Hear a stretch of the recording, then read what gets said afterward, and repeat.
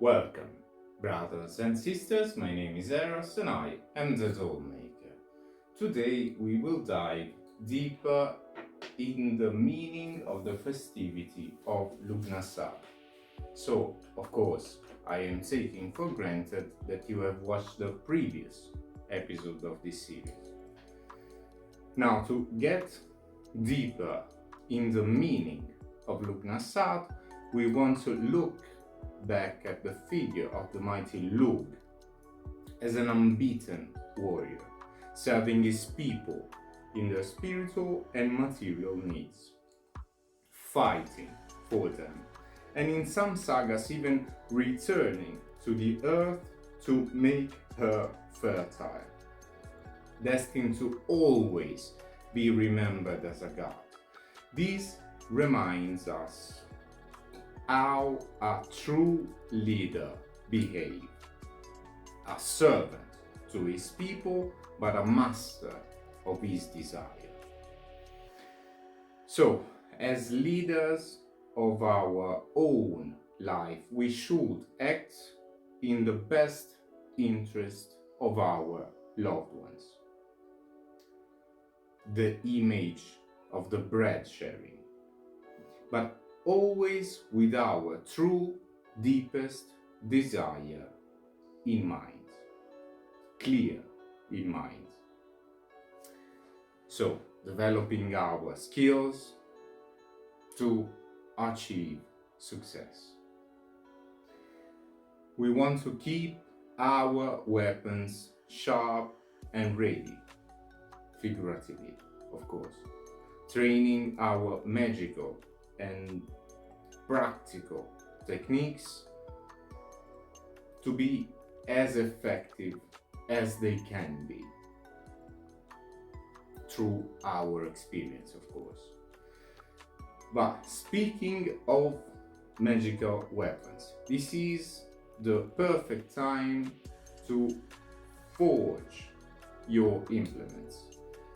Having collected the energy of the sun in Lichta, the previous festivity, now that the sun is returning to the earth, is the perfect time to channel the roaring elements of fire to forge your wands and have the glory of the sun shine down on your wand and your implements in general. In some northern traditions, in particular at this time, stangs are forged. Now, stangs are a kind of bifurcated wands. I do not personally keep one, but in our tradition, at this time we often craft a kind of wand which is called the rod. Now, the rod is, of course, a wand representing, as any wand, the elements of fire, but also the authority of the magician. In fact, this type of wand is often well represented in the card of the magician in most Rider-Waite decks. And this type of wand is often used, especially in our tradition, in the practice of evocation, as a symbol of the magician authority, to welcome the spirit in the sacred space, just like a king welcome another king or queen at his court. Speaking of fire, as always, you may want to prepare a bonfire to celebrate with your covenant, with your friends, but never leaving an open flame unattended. If you want to set something on fire, may it be your love-burning desire. Jokes aside, this is a very dangerous time for our forest, especially if you want to set fire to a bonfire. So we want to be very careful. On the other side, if you are one of those subhuman elements who intentionally set fire to forests in these periods, may the gods drag your soul into oblivion until time itself loses its meaning. Now, for brothers and sisters with a pagan approach, remember to revere the gods and goddesses of prosperity and fertility, now that the sun is still shining before the wheel of the year turns on a darker side.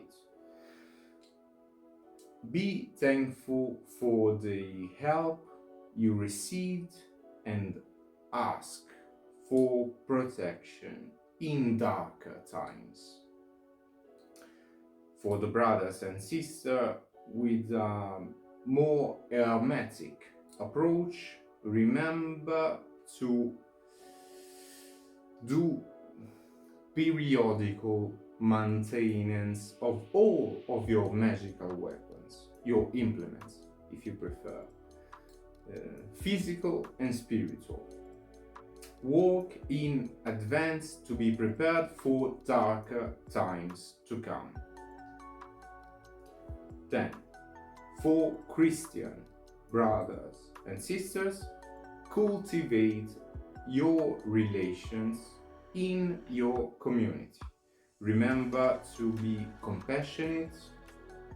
Remember the sharing of the bread we discussed before, and practice charity.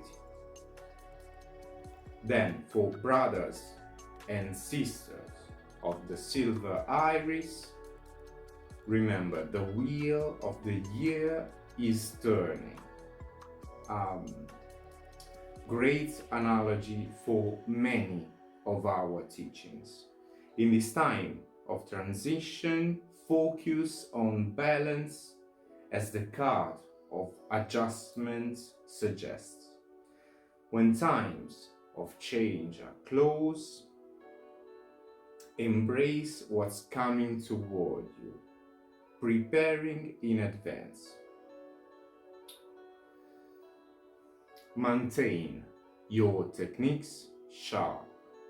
Sharpen your magical implements with care, and care about your loved ones.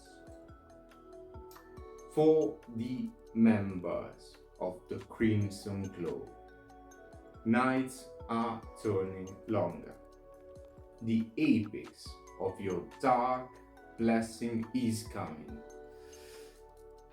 At a steady pace, remember to collect resources in this time of plenty to sustain your magician, your silver moon, who worked hard to maintain your power at its strongest until this point. Now, for the travelers of the path of the dreamer, keep your word sacred and your mind sharp. Nature is still at her maximum vitality. Walk with your allies in the other side of the veil, especially nature and animal spirits, before they get progressively lethargic in the darker season, in winter. On a completely different note, if you are walking with the Fays, remember to honor them with offerings. The courts of the Fays are still very present at the maximum splendor, but remember that they are migratory in nature and will become more distant in darker times to come. But even if you work with completely different hierarchies or spirits, remember to show your respect and gratitude. Also in this time of glory and splendor, especially in this time of glory and splendor, not only when we are cornered and need assistance. Remember that as a magician, as witches, we are as valuable as our own words. And we are as worthy of respect as our actions are. So, show your allies how much you love your alliances and your contracts, how hard you are ready to work to keep them as real and close to you as you can. We find the perfect approach towards our closest allies in the words of the poet Brent Smith, quoting, "If I could find assurance to leave you behind, I know my better half will fade. I'll follow you down." At this point, I hope you are having an amazing summer. If you want to get deeper on the rabbit hole, I will wait for you on the next video, the advanced one, of course. I deeply thank you for your kind attention as always, and may eternal lights shine upon you.